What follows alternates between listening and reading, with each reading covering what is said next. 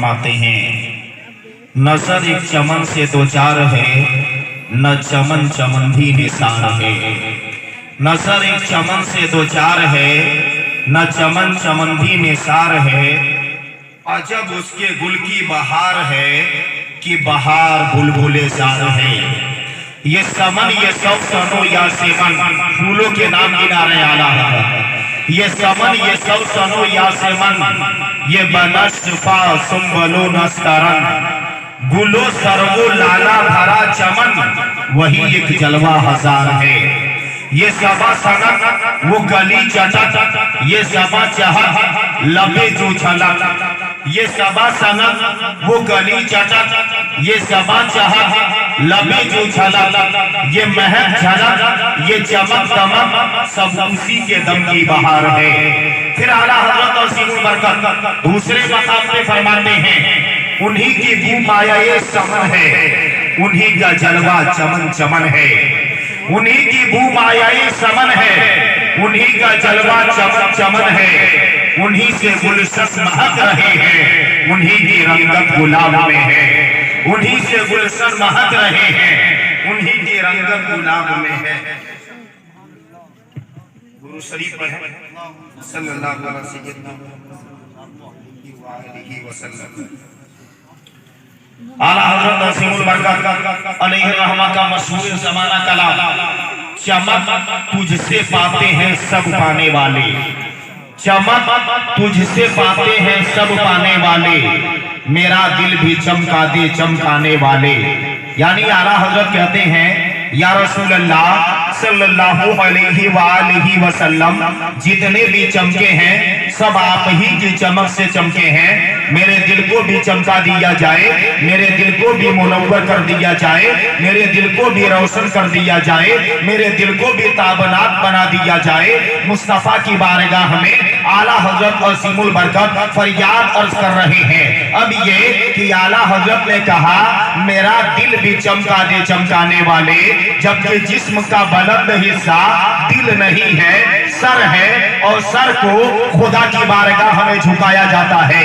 अक्ल तो ये कह रही है कि आला हजरत ने ये क्यों नहीं कह दिया, मेरा सर भी चमका दे चमकाने वाले, ये क्यों नहीं कह दिया, मेरी आंखों को भी चमका दे चमकाने वाले, ये क्यों नहीं कह दिया, मेरी सभा को भी चमका दे चमकाने वाले, ये क्यों नहीं कह दिया, मेरे हाथों को भी चमका दे चमकाने वाले, ये क्यों नहीं कहा कि मेरे पैरों को भी चमका दे चमकाने वाले।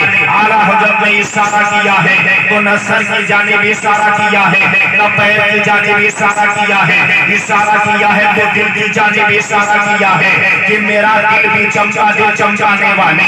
अब सवाल ये पैदा होता है, दिल में वो कौन सी खास बात है कि दिल ही की जानिब आला हजरत ने इशारा किया है। तो मिशकात शरीफ जिल्द अव्वल सफा नंबर 241 हदीस नंबर 2642, इस हदीस को बुखारी और मुस्लिम ने भी रिवायत किया है। हजरत नुअमान बिन बशीर रज़ियल्लाहु अन्हु से रिवायत है कि नबी करीम सल्लल्लाहु अलैहि वसल्लम ने फरमाया, अला व इन्ना फिल जसद मुदग़तन, फरमाया नबी ने खबरदार रहो, आगाह रहो कि जिस्म में एक पारा गोश्त है।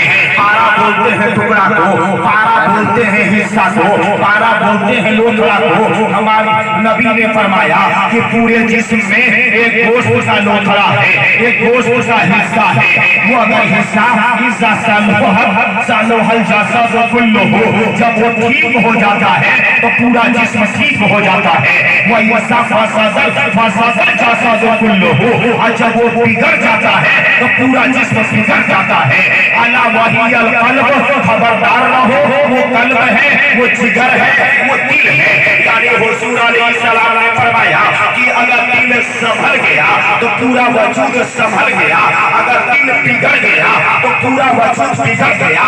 मैं बताना चाहूंगा मुसलमान मुसलमानों, दिल के बिगड़ने से पैरों का चलना बिगड़ जाता है, दिल के बिगड़ने से हाथों की हरकत बिगड़ जाती है, दिल के बिगड़ने से ज़बान का बोलना बिगड़ जाता है, दिल के बिगड़ने से आंखों का देखना बिगड़ जाता है, दिल के बिगड़ने से कानों का सुनना बिगड़ जाता है, दिल के बिगड़ने से दिमाग के ख्यालात बिगड़ जाते हैं। मालूम क्या हुआ? दिल क्या बिगड़ा? पूरे वजूद को बिगाड़ करके रख दिया। मैं बताना चाहता हूँ, जब यही दिल बिगड़ जाता है तो बंदा नमाज का तारीख हो जाता है, यही दिल बिगड़ जाता है तो बंदा मस्जिद को वीरान कर देता है, यही दिल बिगड़ जाता है तो बंदा माँ और बाप की नाफरमानी करता है, यही दिल बिगड़ जाता है तो बंदा अय्याशी के बाजार गर्म करता है, यही दिल बिगड़ जाता है तो बंदा चोरी करने पर आमादा हो जाता है, यही दिल बिगड़ जाता है तो बंदा रिश्वत खाने लगता है, यही दिल बिगड़ जाता है तो बंदा चोरी में मुब्तला हो जाता है, यही दिल बिगड़ जाता है तो बंदा मासियत का शिकार बन जाता है, यही दिल बिगड़ जाता है तो बंदा औलिया अल्लाह की शान में गुस्ताखी किया करता है, यही दिल बिगड़ जाता है तो बंदा सब्जी के अकबर का बागी हो जाता है, यही दिल बिगड़ जाता है तो बंदा फारूक आजम का दुश्मन हो जाता है, यही दिल बिगड़ जाता है तो बंदा उस्मान और हैदर से बगावत करने लगता है, यही दिल बिगड़ जाता है तो बंदा कहता है कि कुरान की इतनी आयतों को निकाल दिया जाए। पता क्या चला? दिल क्या बिगड़ा? पूरे वजूद को बिगाड़ करके रख दिया। यही दिल बिगड़ जाता है तो बंदा नबी की नबूवत पे हमला करता है, बंदा नबी के इख्तियार पे हमला करता है, बंदा नबी के इल्म गैब पे हमला करता है। मालूम ये हुआ मुसलमानों, दिल क्या बिगड़ा? पूरे वजूद को बिगाड़ कर रख दिया। अब इसी को पलटवार मार दिया जाए, अगर दिल चमक जाएगा तो क्या होगा? तो याद रहे, दिल के चमकने से पैरों का चलना चमक जाएगा, दिल के चमकने से हाथों की हरकत चमक जाती है, दिल के चमकने से ज़बान का बोलना चमक जाता है, दिल के चमकने से आंखों का देखना चमक जाता है, दिल के चमकने से दिमाग के ख्यालात चमक जाते हैं। दिल क्या चमका?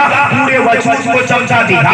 यही दिल जब चमक जाता है तो बंदा अपने माँ और बाप का अदब किया करता है, यही दिल चमक जाता है तो बंदा नमाज का पाबंद हो जाता है, यही दिल चमक जाता है तो बंदा शरीयत का पाबंद हो जाता है, यही दिल चमक जाता है तो बंदा आशिक़ रसूल बन जाता है, यही दिल चमक जाता है तो बंदा नबी की ताबेदारी पर अपनी जिंदगी कुर्बान कर देता है।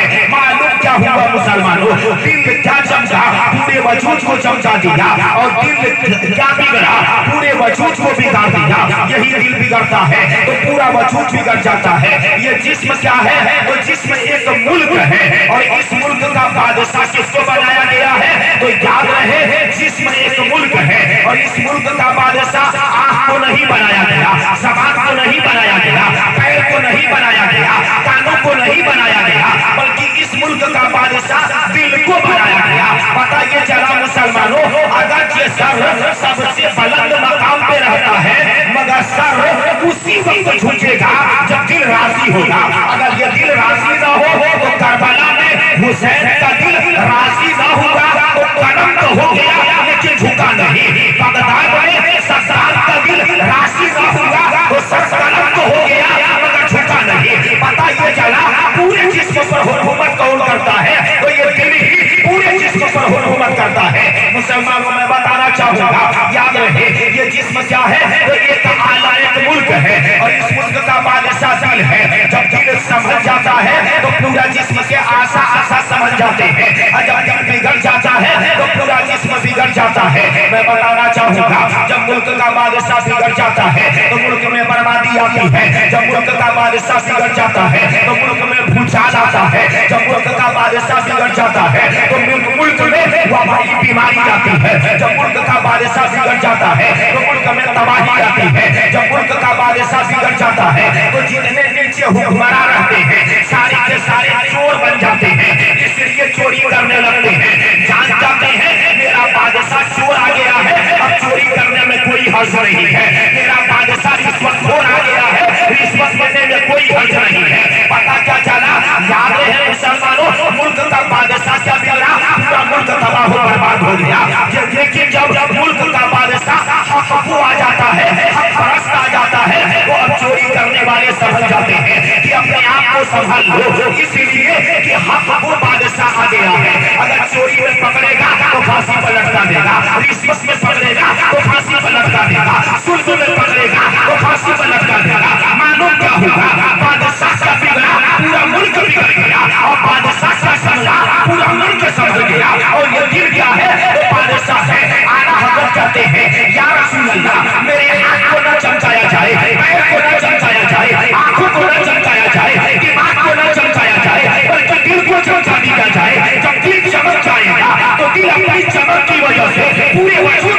चमका देगा। इसीलिए हमारे इमाम ने कहा सब तुझसे पाते हैं सब पाने वाले, मेरा नाम भी चमका दे चमका दे। जिंदाबाद नाराए तकबीर, नाराए रिसालत, मसलके आला हज़रत, फैज़ाने आला हज़रत, जश्न मिलादुन नबी, जश्न मिलादुन नबी, सरज़मीने जलालपुर, सरज़मीने जलालपुर, मुफ्ती मुस्तफ़िज़ुर रहमान साहिब किबला, नाराए तकबीर, नाराए रिसालत, जिंदाबाद जिंदाबाद। अल्लाह रब्बुल इज्जत कलाम बलागत में इरशाद फरमा रहा है, सूरह तौबा आयत नंबर 24 पारा नंबर 10, औलाए नबी तुम फरमा दो। अल्लाह ने बड़े ख्वाब से कुल पूरे कुरान में कितनी जगह फरमाया? तो गालिबन 332 मकाम पे फरमाया। यहाँ फरमा रहा है औलाए नबी तुम फरमा दो। क्या फरमा दो?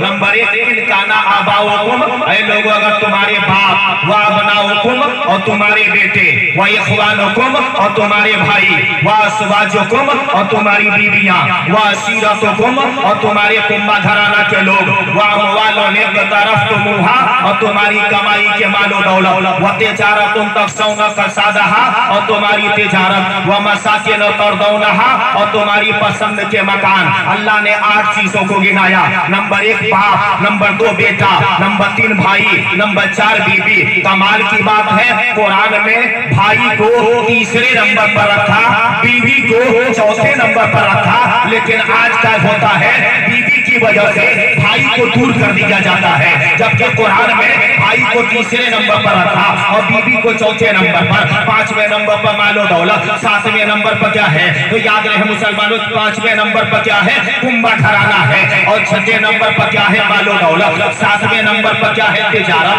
8वें नंबर पर क्या है मकान। ये 8 चीजें ऐसी हैं कि इन 8 से बंदा मोहब्बत करता नहीं है, बेइख्तियारी तौर से मोहब्बत हो ही जाती है। कोई भी बच्चे को नहीं सिखाता कि बच्चा अपने बाप से मोहब्बत करे, लेकिन बच्चा अपने बाप से मोहब्बत करता है, बाप अपने बेटे से मोहब्बत करता है, भाई भाई से मोहब्बत करता है, शौहर बीवी से और बीवी शौहर से। पता ये चला इन 8 से मोहब्बत की नहीं जाती है, बेइख्तियारी तौर से मोहब्बत हो ही जाती है। और ये भी बता दो मोहब्बत एक जगह रुकी नहीं रहती है। जब बचपना होता है तो माँ बाप से सबसे ज्यादा मोहब्बत, और जब जवानी पर पहुंचता है तो बीबी से सबसे ज्यादा मोहब्बत, और जब उसके बेटे हो जाते हैं तो बेटे से सबसे ज्यादा मोहब्बत, और जब बेटे के बेटे हो जाते हैं तो अब बेटे के बेटे से ज्यादा मोहब्बत। पता ये चला कि मोहब्बत रुकी नहीं रहती है, कन्वर्ट होती रहती है, बदलती रहती है। अब याद रहे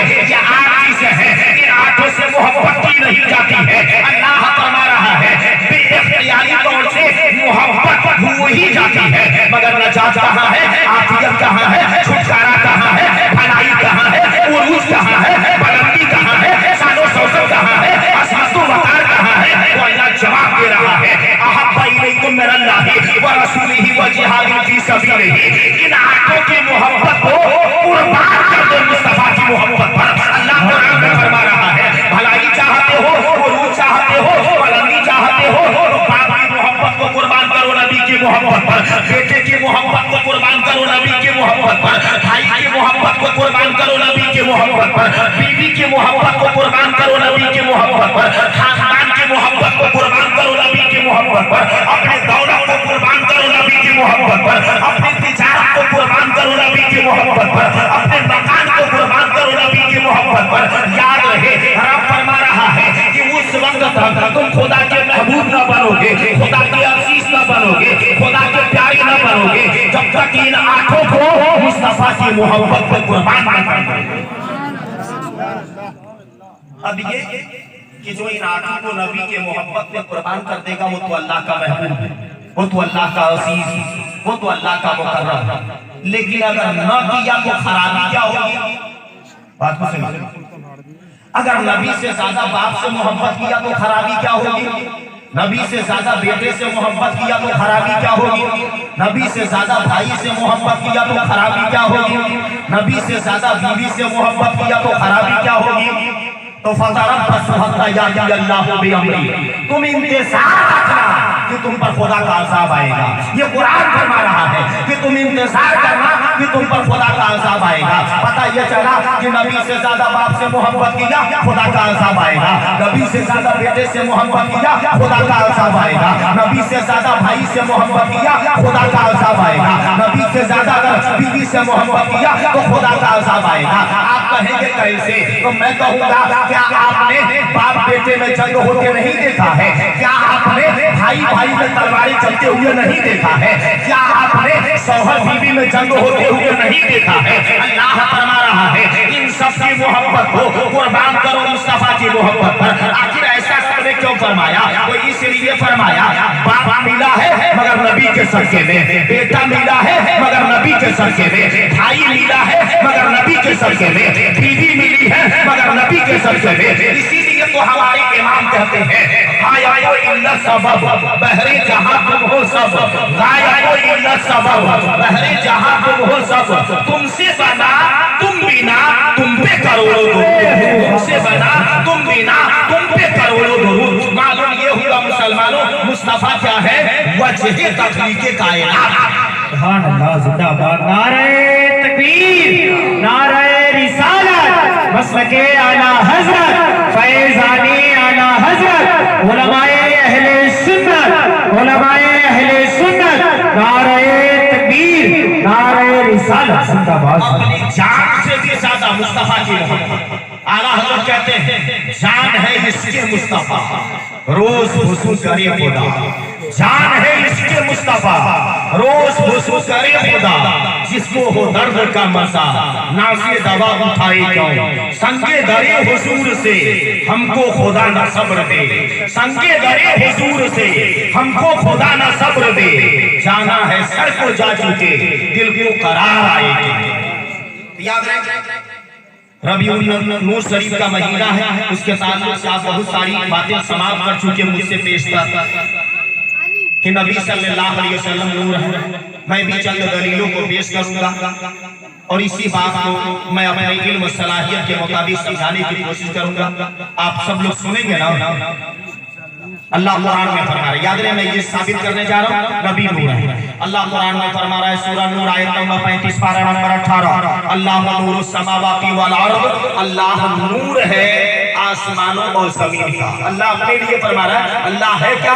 तो आसमानों और जमीन का नूर है। और अल्लाह मुस्तफा के लिए फरमा रहा है, सूरह माइदा आयत नंबर 15 पारा नंबर 6, क़द जाअकुम मिनल्लाहि नूर, बेशक तुम्हारे पास अल्लाह की तरफ से एक नूर आया, वह किताबुम मुबीन, और रोशन किताब। मुफस्सिरीन कराम फरमाते हैं, नूर से मुराद जनाबे मुहम्मद रसूलुल्लाह सल्लल्लाहु अलैहि वसल्लम है, और किताब से मुराद कुरान पाक। मालूम क्या हुआ?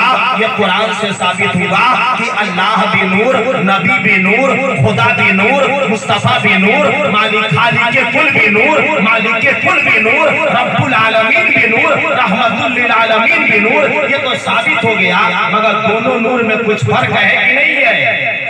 अल्लाह भी नूर है और मुस्तफा भी। ठीक है, इस फर्क को यूं समझा जाए, हम और आप की जिंदा, क्योंकि बात लोग गुमराह करते हैं कि जब तुम खुदा को नूर मानते हो, नबी को नूर मानोगे, शिर्क हो जाएगा। मगर ये उनकी जहालत और हिमाकत है। उनका जवाब ये है, अल्लाह भी जिंदा है और हम और आप भी जिंदा हैं। अल्लाह भी सुनता है, हम और आप भी सुनते हैं। अल्लाह भी देखता है, हम और आप भी देखते हैं। तो दोनों में फर्क क्या है? वो अल्लाह जिंदा है, अपनी जाती ताकत से जिंदा है, हमेशा से है, हमेशा रहेगा, अज़ल से है, अब तक रहेगा। हम जिंदा है तो अल्लाह की अता से जिंदा है, जब चाहेगा अल्लाह हमारी जिंदगी को छीन लेगा। हम भी सुनते हैं, खुदा भी सुनता है, मगर फर्क ये है, अल्लाह अपनी जाती ताकत से सुनता है और हम अल्लाह की अता से सुनते हैं। बेला तमसील, खुदा भी नूर, मुस्तफा भी नूर, दोनों में फर्क क्या है? तो अल्लाह जाती नूर है और मुस्तफा अल्लाह की अता से नूर है। अल्लाह अपने आप से नूर है और मुस्तफा अल्लाह के नूर बनाने से नूर है। तो पता ये चला, जाती और अताई का फर्क दिया जाएगा। तो आपने ये समाप्त कर लिया कि अल्लाह भी नूर और नबी भी नूर। अब मैं बहस को और आगे बढ़ाऊंगा। जब नबी नूर है तो नबी चमकाते भी हैं। जो आला हज़रत ने कहा मेरा नबी भी चमकाते चमकाने वाले, तो चमकाते याद रहे नबी नूर है तो नबी चमकाते भी हैं। तो अल्लाह कुरान में फरमा रहा है सूरह अहज़ाब आयत नंबर 46 पारा नंबर 22 वसिराजम मुनीरा, अल्लाह ने फरमाया ऐ मेरे महबूब मैंने तुम्हें चमका देने वाला आफताब बना करके भेजा। याद रहे अल्लाह ने नबी को सिराज भी फरमाया, मुनीर भी फरमाया। सिराज के माने सूरज आफताब और मुनीर के माने रोशन चमकदार, रोशनी अता करने वाला, रोशनी बिखेरने वाला, रोशनी तकसीम करने वाला। तो अब सिराजम मुनीरा का तर्जमा होगा चमका देने वाला आफताब। अब इससे साबित क्या हुआ? तो साबित हुआ आफताब चमक रहा है मगर मुस्तफा की चमक से, माहताब चमक रहा है मगर मुस्तफा की चमक से, मोमिन का दिल चमक रहा है मगर मुस्तफा की चमक से, लामाका तक चमक है मगर मुस्तफा की चमक से। इसीलिए तो आला हज़रत फरमाते हैं लामाका तक उजाला है जिसका वो है, हर मका का उजाला हमारा नबी। सब चमक वाले उजलों में चमका दिए, अंधे शीशों में चमका हमारा नबी। सिराजम मुनीरा, अल्लाह ने हमारे नबी को चमका देने वाला आफताब बना करके भेजा। इमाम आज़म अबू हनीफा फरमाते हैं अल्लाह से मिन नूरी कल बदरुत सा या बदरुत तो सा या रसूल अल्लाह सल्लल्लाहु अलैहि वसल्लम, आप तो वो नूर है कि चांद आप ही के नूर से मुनव्वर है। वह शम्सो मुशरिक़तुन बेनूरी बहाहा, और सूरज की चमक भी आप ही के नूर से है। इमाम आज़म अबू हनीफा कहते हैं कि सूरज और चांद चमक रहे हैं लेकिन मुस्तफा के नूर का सदका है, मुस्तफा के नूर के खैरात की वजह से ये दोनों के दोनों चमक रहे हैं। ये किसका अकीदा है? इमाम आज़म अबू हनीफा का अकीदा है। और बहस को आगे बढ़ाते हैं, कुरान पाक की एक आयत करीमा पेश करूंगा और उससे उसकी तफसीर में ये बात साबित होगी कि मुस्तफा नूर है। वो आयत करीमा पूरे कुरान पाक में 7 मकाम पे है। पहले मैं दलील पेश करूंगा सूरह बकरा आयत नंबर 34 पारा नंबर 1, सूरह आराफ आयत नंबर 11 पारा नंबर 8, सूरह हिज्र आयत नंबर 30 पारा नंबर 14, सूरह बनी इसराइल आयत नंबर 61 पारा नंबर 15, सूरह तोहा आयत नंबर 116 पारा नंबर 16। अल्लाह पूरे कुरान में 7 मकाम पे फरमा रहा है वइस्कुल्ना लिल मलाइका, और याद करो जब हमने फरिश्तों को हुक्म दिया उस सुजुदु ले आदम की हजरत आदम अलैहिस्सलाम को सजदा करो, फसजदू तो सबने सजदा किया इल्ला इब्लीस, सिवाय इब्लीस के। अबा वस्तकबरा, इब्लीस मुनकिर हुआ, गुरूर किया, वकाना मिनल काफिरीन, और काफिर हो गया। याद रहे मुसलमानों, खुलासा कलाम ये है अल्लाह फरमा रहा ये बात कब की हो रही है? दुनिया का पहला इंसान जब बनाया गया बात उस वक्त की हो रही है कि आदम का जब पुतला तैयार कर दिया गया, अल्लाह ने जब आदम में रूह को दाखिल कर दिया और उसके बाद अल्लाह ने हुक्म दिया ऐ फरिश्तों आदम को सजदा करो। सारे फरिश्ते सजदा किए मगर इब्लीस ने सजदा नहीं किया, गुरूर किया, काफिर हो गया।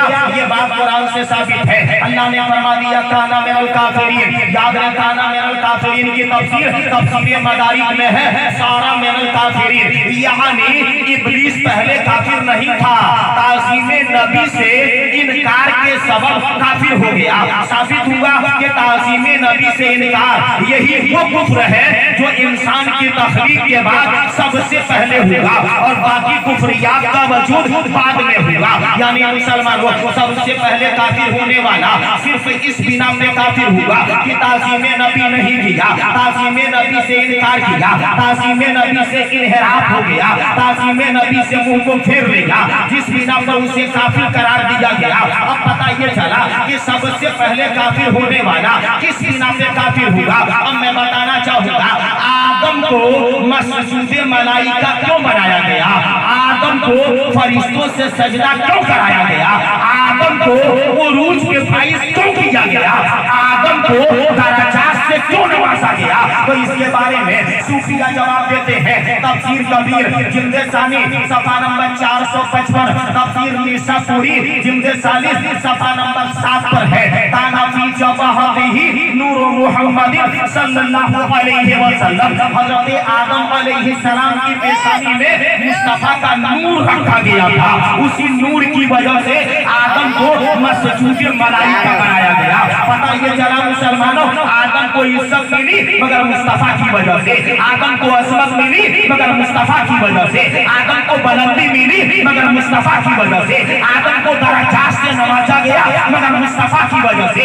इसलिए कि आदम की बेसानी में नूरे मुस्तफा जलवा था। और मुसलमानों, वो नूरे मुस्तफा क्या हुआ? आदम से शीश के पास चला गया, करनन मादा करनिन, नस्लन मादा नस्रिन, वो नूर नूह के पास गया, फिर इब्राहिम के पास गया, फिर इस्माइल के पास गया, फिर करनन मादा करनिन, नस्लन मादा नस्रिन, वो नूर कहाँ पहुंचा? अब्दुल्ला की बेसानी में जलवागर हुआ। और अब्दुल्ला के वहां जनाबे मोहम्मद रसूलुल्लाह सल्लल्लाहु अलैहि वसल्लम जलवागर हुए। अल्लाह रब्बुल इज्जत ने नबी के नूर को आदम के बेसानी में रखा और नूर मुंतकिल होता रहा, चक्कर लगाता रहा। इसीलिए मुस्तफा को अव्वल भी कहा जाता है, मुस्तफा को आखिर भी कहा जाता है। हमारे नबी अव्वल भी है, आखिर भी है। नबी खुद फरमाते हैं कि पैदा होने में मैं सबसे अव्वल हूँ और तशरीफ लाने में मैं सबसे आखिर हूँ। याद रहे, अल्लाह ने नबी के नूर से शुरू किया और नबी के नबूवत बना करके क्या कर दिया? खत्म कर दिया। तो मुस्तफा अव्वल भी हो गए, मुस्तफा आखिर भी हो गए।